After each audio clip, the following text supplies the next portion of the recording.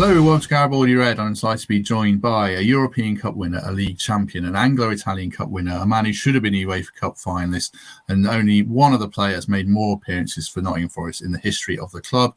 I'd like to be joined by Ian Bowyer this week. Ian, hello, how are you? I'm fine, thank you, Matthew. How are you? Yeah, good. Thanks for joining me. When you hear that CV back all these years later, could you have imagined that as a little kid who dreamed of being a footballer or not? Yes, I do, and I'm very happy with it. Very proud of my achievements in football, and I look back with it with a lot of happy moments. You do remember the happier moments more so than the downsides, but at the end of the day, you settle for what you've got, and I'm quite happy with how my football career went as a player. Yeah. Did you think you were always destined to be a footballer? I mean, you go back all the way to playing in school. Were you the best kid on the playground and all that stuff? Initially, I was at junior school and things like that. But then I started. Well, I used to play in my days. There was no such thing as academies. There was no such thing as the Sunday morning leagues that they have now. There was the school team, and if you're any good, you came out to the school team and you play for the district team of your age group. And my district was Ellesmere Port, which is now Ellesmere Port, Cheshire. My address used to be, I lived in a village called Little Sutton, and my address was Little Sutton, Wirral, Cheshire. And so Ellesmere Port was the nearest district. So I played to Ellesmere Port, for Ellesmere Port. And I did play once for Cheshire Schoolboys at under 15 level, but we lost 6-1 to Staffordshire and they never chose me again. So there you go. That's my first heartbreak as a 15-year-old. What position did you play? Because you famously played every position for Forest. Yeah, I kind of played left wing in those days, and I could score a goal. I think if people score goals in the under 11s leagues and it goes right the way through to the rest of your career, I think where the goals are scored from, whether it's under 11s or whether it's the European Cup finals, then there's a tendency for the goals to be scored from the same position. So you instinctively know where the goals are going to come from and you get into those positions if you can. Did you always, when did you settle on being a central midfielder? Was that at Man City? Or forgive me for not knowing, but you're obviously a versatile player. It kind of, at school, I'd played a little in midfield and I played once or twice in midfield during my brief time at Orient. But it wasn't until I was in the team at Forest playing as a striker and doing okay, scoring a few goals. But we signed John O'Hare and we also had Barry Butlin at the time. Now, of the three, I was scoring more than John and Barry. But Brian Clough came to me one morning and he said, I have a problem. I want you, Barry Butlin and John O'Hare to be in my team. And of the three, one of you is going to have to play in midfield. And you're better equipped to play in midfield than the other two. So that's where I became a midfield player. It took me a while to get to know basically positions. But one of the biggest bonuses of me dropping into midfield was that John Robertson moved from a midfield player to being our left winger. So I was very fortunate and John was delighted. It was the making of John. Let me skirt back a little bit. How did you end up at Forest? Because you'd had early success in your career at Man City, as mentioned, and Forest weren't in a great state necessarily when you arrived. So what was the journey to Nottingham? Yeah, I was in the team. I was always a teenager when I played for Manchester City. Mm. In as much as they sold me when I was 19 years of age, which, rightly or wrongly, well, I think it's wrong no matter who it is, because at 19, it's like somebody being 19 and being expected to be the finished article. You can't be that at 19. Anyway, so I left and I went and signed for Orient in what was Division 2 or today's Championship. And I played there for 2 seasons. First season, I quite enjoyed it. I didn't take to London though, and I wasn't particularly happy there.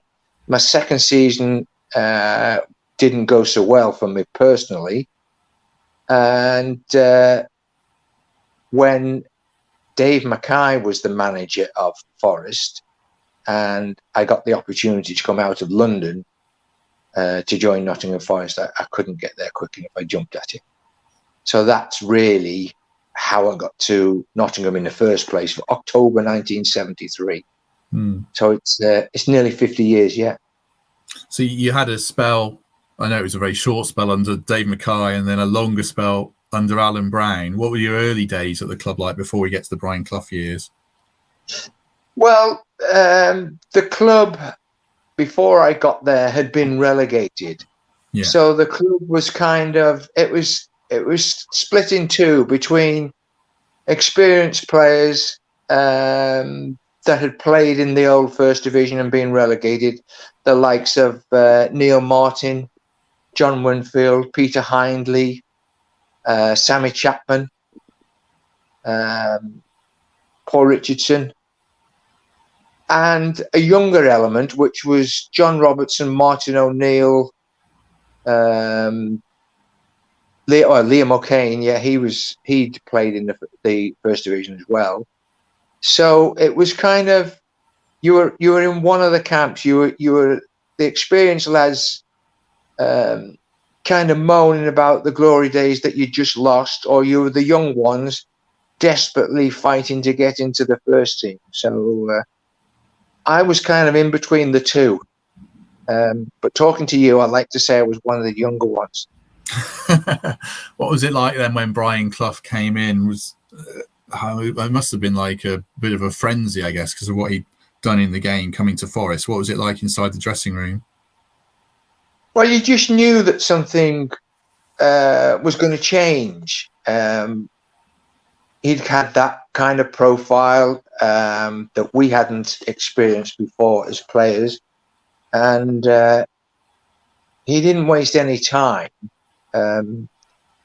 kind of putting in place the fact that he was the boss and, you're going to do things my way or it's down the road time. He used to have this little, I used to get a bit annoyed about it. I quite laugh about it now, but he used to have this trick when he first came in.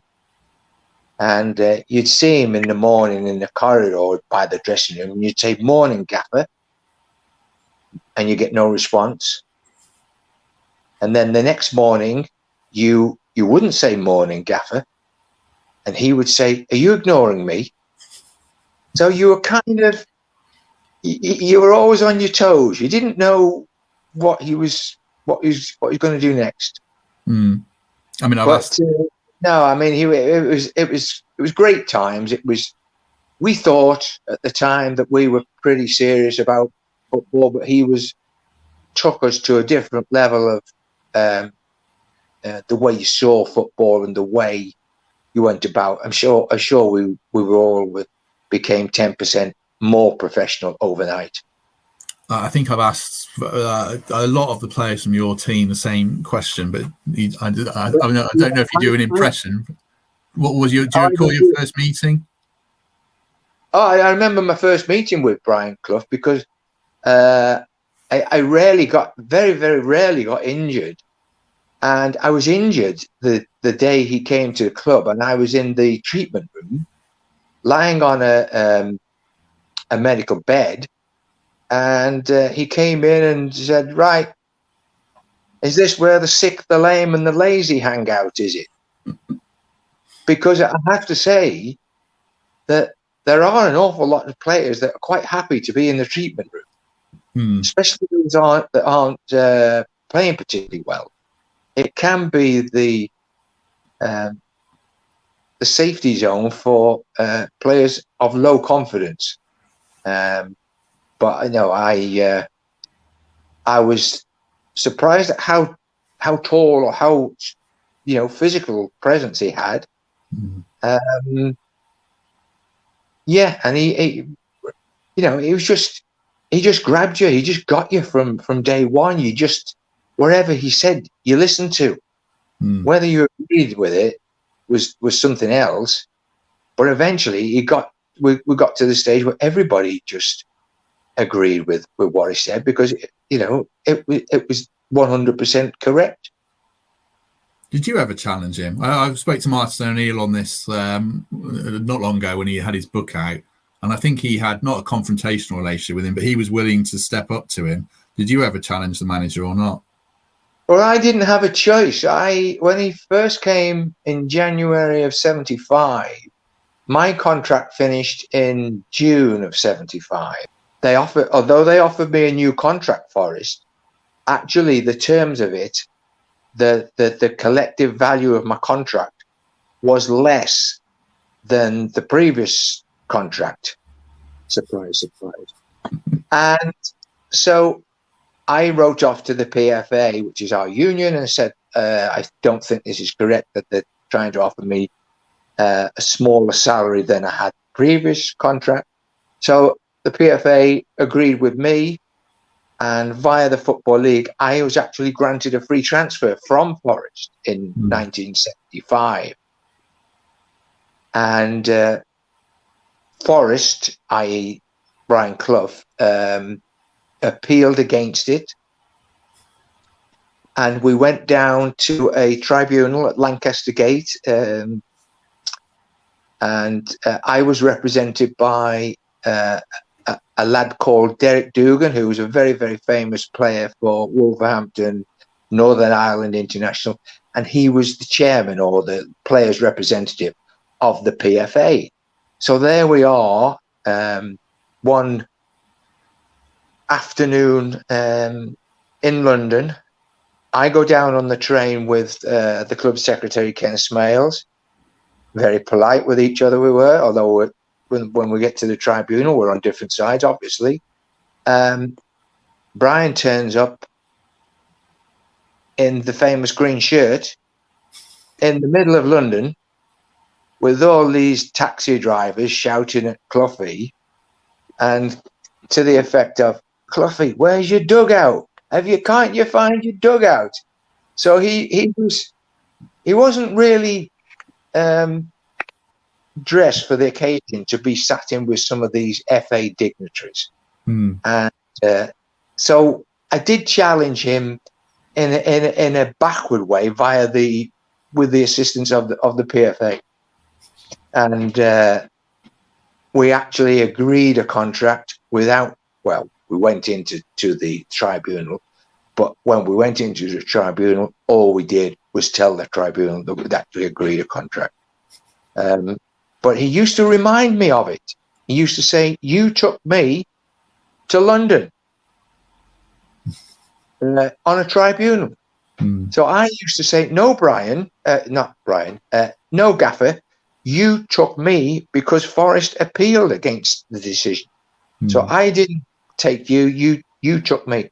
But he didn't forget it. He didn't forget the fact that I'd cost him an afternoon in London.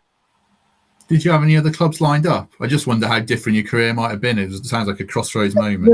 No, because I didn't really want to go anywhere. I was quite happy where I was. I was of the opinion that rightly or wrongly, things would improve under Brian Clough. And the knowledge that I'd been given a free transfer wasn't common knowledge. So I don't think there were many people, if any, that knew that I could be available for nothing. How did your relationship evolve over time with him? I mean, you worked with him 2 spells, but until 1987, was there a big evolution in the kind of bond you had with him, if you had a bond at all? He didn't call any of the players, rarely by the Christian names. It was always your surname, which with some people kind of, you've got a Christian name. Some people would like to be called by the Christian name, but it never happened. Except with Kenneth. Kenneth occasionally got called by his Christian name when he done well.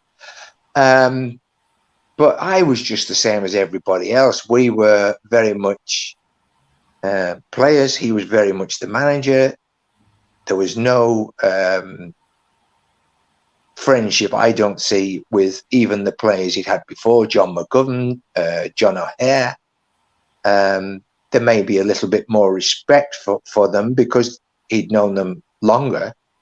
But no, it was my relationship with him. I suppose I left in 1982 left in 1981, came back in 1982. So the fact that he brought me back, he must have had some kind of respect for me. And during the 5 years from 82 to 87, I was captain, and he used to call me skipper or the captain. That's as close as, he would call you pal every now and again, but not very sincerely. So I spoke to some players like John McGovern and Gary and Kenny, and I got the impression that they respected the gaffer, and in a way, I mean, Gary especially loved him. But I don't know if players really liked him as a bloke, or how did you view him in that way?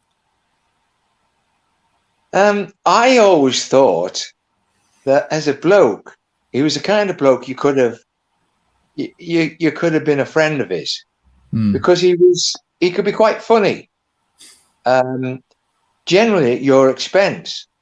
But no, well, certainly everybody respected him, and I believed that 99% of the players that played for him liked him and would play for him again. The 1% was Tony Woodcock.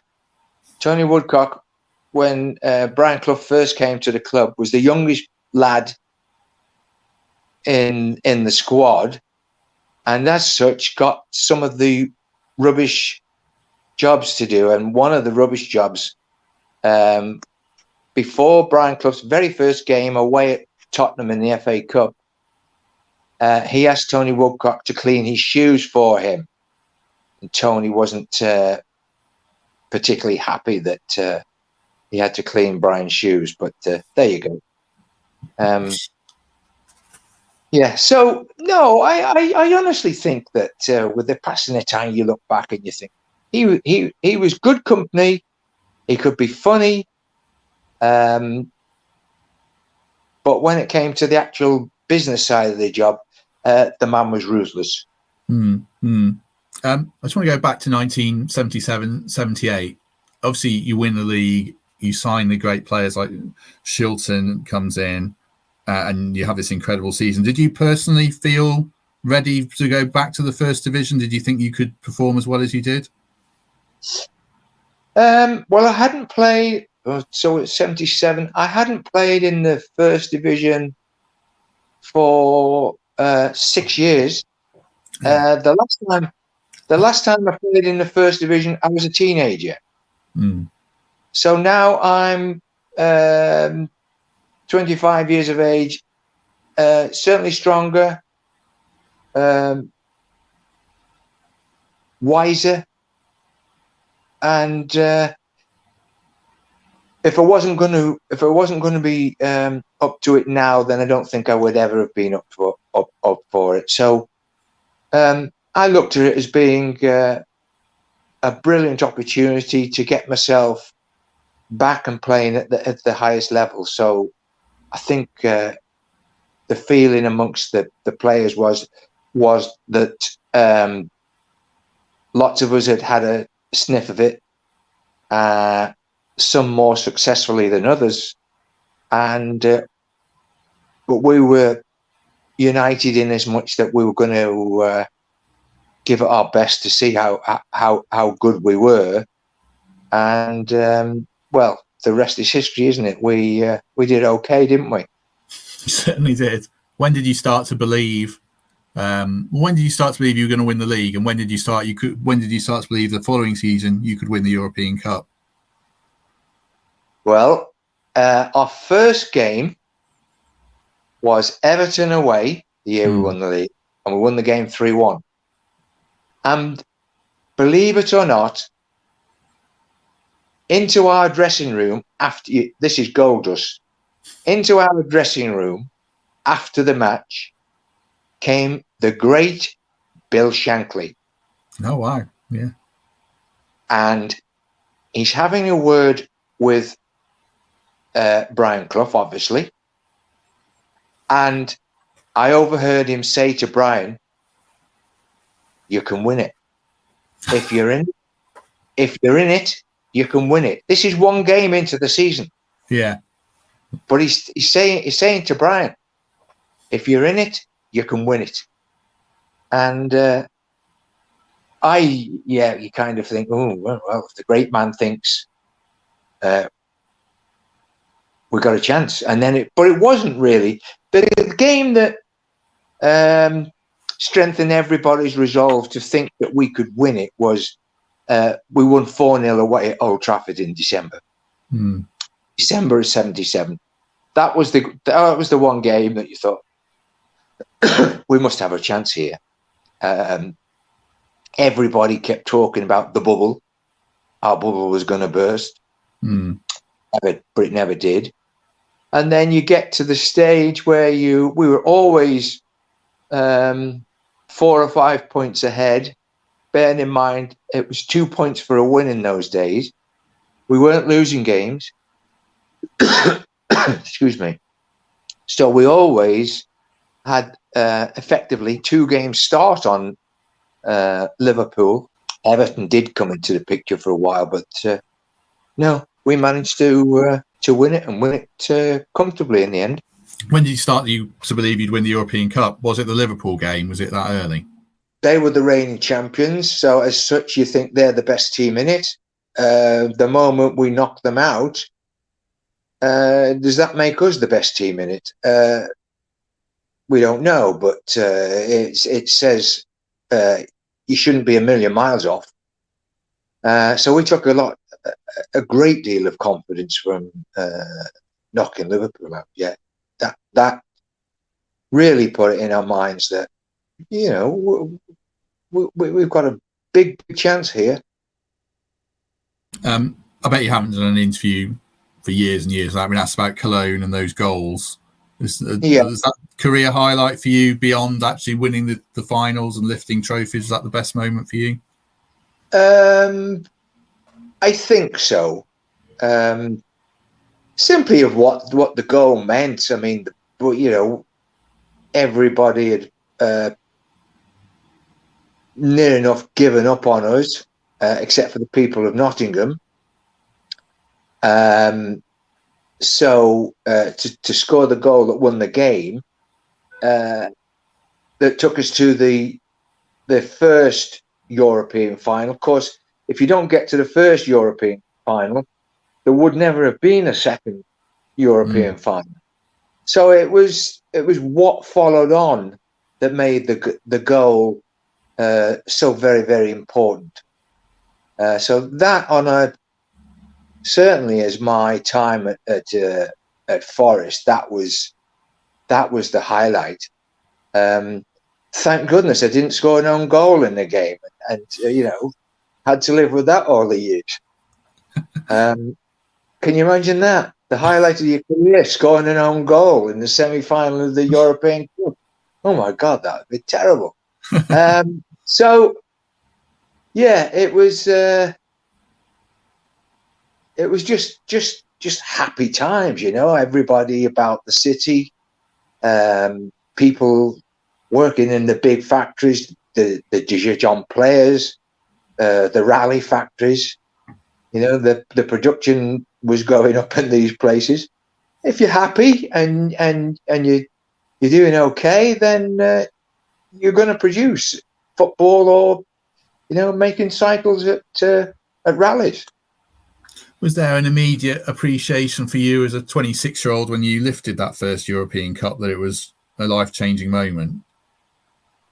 It was just that sense of fulfillment that you get from it.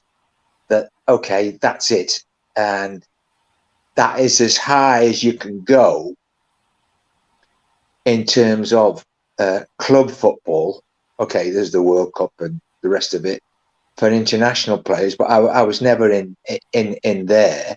So I'd effectively achieved the highest level I could on winning the European Cup. So that gave me a lot of satisfaction and a lot of confidence going forward for the rest of my career, knowing that you'd been successful at the top table. You mentioned England there, but correct me if I'm wrong, I don't think you played for England at any level. Gary got 3 caps. John McGovern never played for Scotland. Even John Robertson didn't get past 30 caps for Scotland. How come that team got so little international recognition? Does it grate on you as well? No, it doesn't grate on me for 1 second. I never considered myself to be an international footballer. I just consider myself to be a hard-working, honest footballer with limited ability that I knew where I was, and I knew exactly what I was. Certainly, there were Gary Birtles, to my mind, should have got more than 3 caps. John McGovern was unfortunate. He was competing with the likes of Souness and our own Archie Gemmill, of course. So, yeah, international teams were difficult to get in, and with some international teams, once you're in the national team, it's actually harder to get out of it. Yeah, it is today. Yeah. True. So no, I was quite happy with what I had on my plate at club level. I never gave it a second thought. Actually, international football. The only time I was selected to play for England youth team, and it was a friendly game. We were going to play England youth team, which is under 18. We're going to play Burnley under 21s at Turf Moor. So they picked the squad, and I was in the squad. And the game was called off with bad weather, and I was never called up again. So it wasn't to be, but it never bothered me that much at all. How come you left in 1981 for Sunderland? Was the manager wanting to freshen up the team, and he thought you would, want to move on, or was it a personal choice? What happened was 1980 we lost to Sofia in the European Cup, and the club, I think, was a little bit short on finance, and of the players that were able to get fees for, because people, some of the lads had got to an age where they wouldn't really command much cash. And Frank Clark had left and gone to Sunderland. Frank wanted me to go and join him at Sunderland, and the club needed the cash, so the two happened. So Frank was the driver of me going to Sunderland. Excuse me. Do you have a second thought about coming back then? Not at all. Coming back, we had Frank and the manager, Ken Knighton. They got, during my very, very brief, I played 13 games.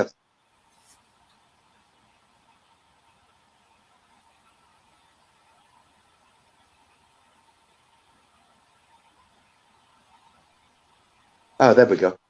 The only injury I ever had was I ruptured a medial ligament in my right knee, and I was out of playing for about 6 months.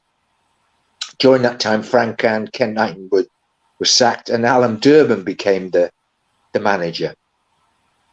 Alan Durban had worked for Brian Clough at Derby, and he came to Sunderland, and I thought he was trying to be Brian Clough at times. So it didn't quite. We didn't get on too well, Alan and myself. And I asked for a transfer, and it was the time Brian had a health problem. Peter Taylor rang me and told me that he'd like to sign us back at Forest. Not to get excited because there wouldn't be any money in it for me. Which was par for the course. Yeah. So when I got the opportunity to come again, I couldn't get back quickly enough. In fact, I forfeited some signing on money that I was due when I left Forest to join Sunderland. So yeah, I paid to come back to Forest, if you like. Yeah, I guess you weren't the only one who did that. So I mean, Gary came back from United. Unless you were like, also spent big money on Trevor Francis, I'm sure Peter Shilton was well immersed. But does it make it all the more remarkable that you achieved so much? Because you didn't have like huge amounts of money to bankroll it all, did you? No, certainly the likes of Larry Lloyd, Kenny Burns, they weren't big signings. They were just really, really good signings. I think Archie didn't cost a lot. I don't know what we paid for Peter, but it wasn't anything as much. The only one was Trevor, really. But no, we were just strong. We were united. We had a competitive edge to us. We had a competition in the dressing room. All the positions were up for selection. It just worked on a complete basis of we get along. We're doing all right. We're competitive. We started to lose the senior players. Like Larry went to Wigan. Where did Martin go? I think he went to Norwich or Man City or one of those. Kenny went to Leeds. So when I went back, almost overnight, the dressing room had changed from a very experienced dressing room to a young dressing room where the likes of Stuart Gray, Bryn Gunn, Gary Mills were trying to force their way into the team. So the young lads had an opportunity simply because of the finances of the club had meant that they couldn't go out and get the players that they would have liked to have bought. Your second spell. That's my second spell, yeah. Yeah, you didn't have the same level of success, but you had lots of good players. There was, players like Hodge and Walker would come through, and Pearce would join. Do you have that same sort of fondness in a way for your second spell as your first, even though there were differences? Yeah, I got a great deal. I got a great deal of satisfaction from watching so many of these young lads go from being young lads to being capable Division 1 players, and there were endless amounts. I mean, Liam O'Kane did a great job with the young lads. I could list, I mean, from goalkeepers, I could almost give you a team of them, like the Stephen Suttons of this world, Chris Fairclough, Peter Davenport, Stephen Wigley. You mentioned Des Walker, Nigel Clough. Okay, Stuart Pearce came, but was bought. But there was an awful lot of young bloods that got in the team and became really, really good players. That spell deserves. Certainly myself. We brought Paul Hart in later on. We brought Kenny Swain in later on. And obviously Hans van Broekelen. We signed Hans van Broekelen. He was a really good signing and a great guy in the dressing room. So it was a very difficult job. I was there for 3 seasons. My last season, my very last game, actually, we won the FA Cup. Yes, that's the Welsh FA Cup, Matthew. I was sat there thinking, no, you didn't. Okay. Yeah. And that was my last game. And then we had a difference of opinion with regards to my son Gary, and we departed. But I came away from Hereford thinking, well, that's okay. I've got 3 years under my belt now as a manager. I know more about the job. But I applied for different jobs. I never got a look in again. I had a job interview once. I'm not the only person. I mean, there are lots of people that didn't get one opportunity. So I can't complain and say I didn't get a chance. I did get a chance. But perhaps I took the wrong option. But there you go. Such is life. We live and learn and we move on. I had a job interview once in Hereford. I didn't realize how remote it was. It's almost impossible to get to. So yeah, it's I can see why you'd have struggled to get players. You mentioned Gary there. Did you play alongside him in a few games?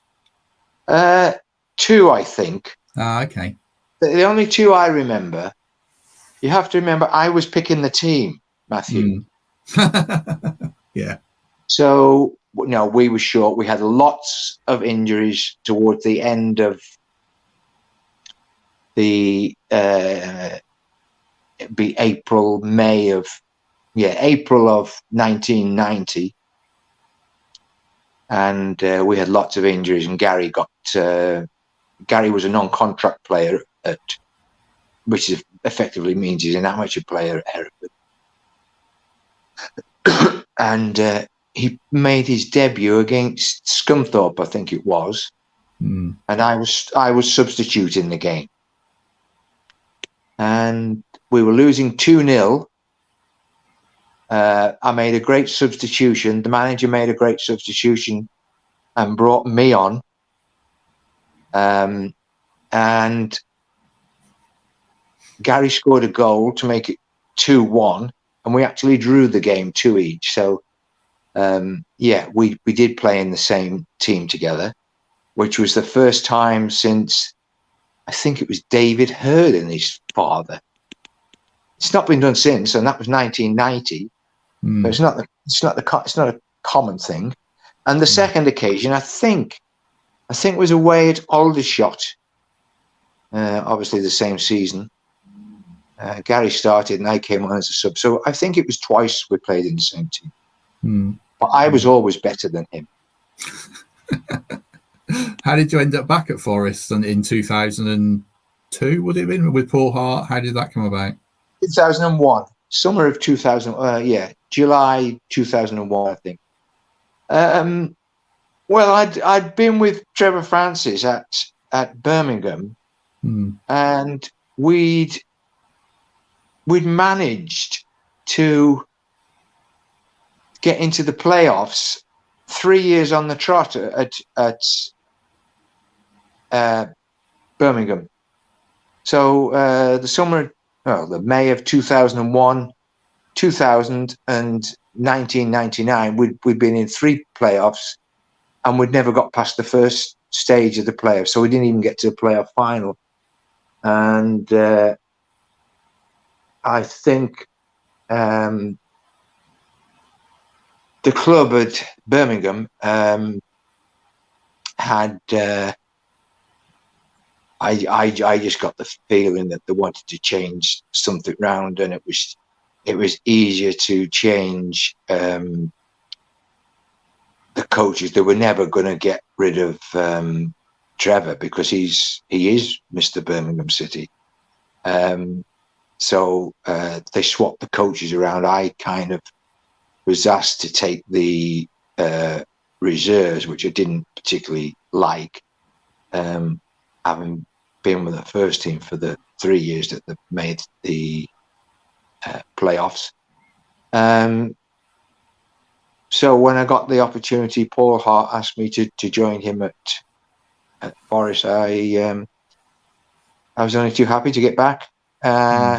Forest at that stage was a little bit similar to when I went as a player. We had players there that had played in the old First Division, i.e. the Bart Williams, Ricky Shimmicker, John Helder, and then we had the young ones, Jenness, Dawson, Andy Reid.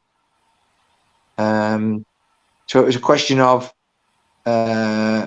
rebuilding and putting a team together, which after 12 months we managed to do. And then our second season, we got to the playoffs against Sheffield United. No, well, my lowest moment as a fan, that second leg. Not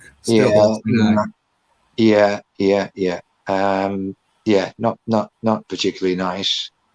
So yeah, I was back there for 3 years, 3 and a bit years, and then Joe Kinnear came in. I worked with Joe for probably 12 months or something of that nature. Anyway, then he brought in a couple of coaches of his own, and myself and Liam O'Kane were dismissed. That was my time at Forest done. But I enjoyed it. I had a great time. They had a really good run there. Yeah. Did you look at that team? Liam O'Kane, I mentioned Liam O'Kane. Liam O'Kane had been at the club from, I think, 1968 until 2004. Can you believe that? That is some Forest career as player, coach, Clough's assistant, you name it. What that lad did for Forest is incredible. Probably the last question. Did you look at that team with Paul that you had that made the playoff semi-finals and think that team could have gone on to do a lot better? If they just got that break, got into the Premier League, could it have changed a lot for the club? Well, I remember going into a discussion. It wasn't a board meeting as such, because coaching staff didn't go into board meetings, but we had a chat with Nigel Doughty and Mark Arthur, and we effectively said that with a couple of signings, we think we can be, knocking on the door again to get back in the Premiership. Anyway, they didn't quite find the funds for what we wanted to do, and we actually lost both fullbacks, Matthew Louis-John. We lost him. Jim Brennan went to Norwich. I think Ricky Shimmiker left. Then Tottenham had already taken. Newcastle had already taken Jermaine Jenas. So we weren't as strong, and we needed to strengthen in some areas. But sadly, we didn't really get the funds to do what we thought we needed to do. Yeah, that was a shame. Very sad. Which is very sad. True. Yeah, the players you brought in, the players you were able to bring in weren't as good, but that's a shame. What's Forest? Last question. What's Forest mean to you then now, these years later, back home in Cheshire? Well, it means it's. I look upon Nottingham as being the place where I was happiest during my football career. I mean, my football career, I made my debut for Man City in 1968. And if I say that I did play a couple of substitute appearances for Hereford in 1990, that's 4 different decades. And of all those times, Nottingham was way ahead of the others in terms of success, happiness, satisfaction, you name it. I sit and sometimes, the games will come on and they'll play Mull Clintar on the television, and like everybody says, the hairs on the back of your neck stand up. They're just fantastic memories that will be with me for the rest of my days. I just wish it was starting again tomorrow. You wish you played tomorrow with all the money in the game now? Well, everything comes at a price. I always say that we had a kind of profile that was a lot more private than they have today. Literally, if a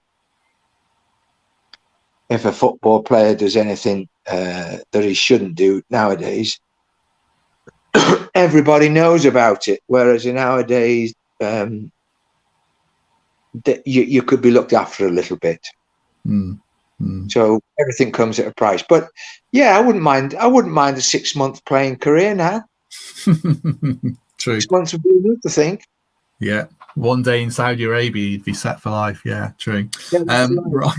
Afternoon. We'll leave it there. Thanks very much to everyone who's watched along. Hope you enjoyed that. As ever, do like and subscribe. Thank you for listening to Garibaldi Red, a Nottingham Forest podcast.